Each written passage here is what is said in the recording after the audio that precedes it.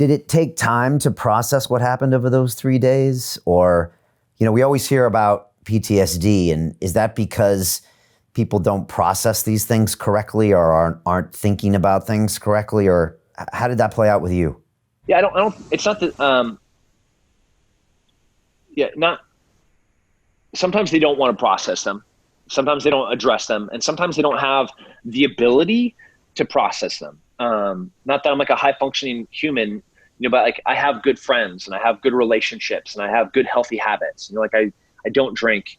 I don't do drugs. I don't smoke. I get good sleep at night. I have sex in a monogamous relationship, my wife, like there's lots of really good, healthy things in my life that let me be able to handle a lot of the things that I do. And then growing up in a house where, my dad would come home and, he's like, I went to a meth lab today and they thought they were putting the baby in the crib and they put it in the microwave. And that's where I found the baby. It's been there for 3 days. And like watching my dad work through those same interpersonal struggles in a healthy way, right? Like I didn't see him go and grab a bottle of Jack and be like, all right, come here, kids, and like smacks us around and puts the bottle up. And, like he'd sat there, he'd cry, he'd struggle. And this is a 6'4" Olympic narcotics officer, blue suit, red tie, machine gun, pallets of cocaine, watching him cry because he couldn't save a kid. Like those are that's the formation. When we talk about like the foundation of a human, like that was my foundation, the building blocks and stones of my grandpa and my uncle and my dad, where, I'm not going to not say I struggle with memories of what happened during that time. Horrible things happen. War is horrible. Moments that I regret, but nothing heals regret and pain like sweat and work.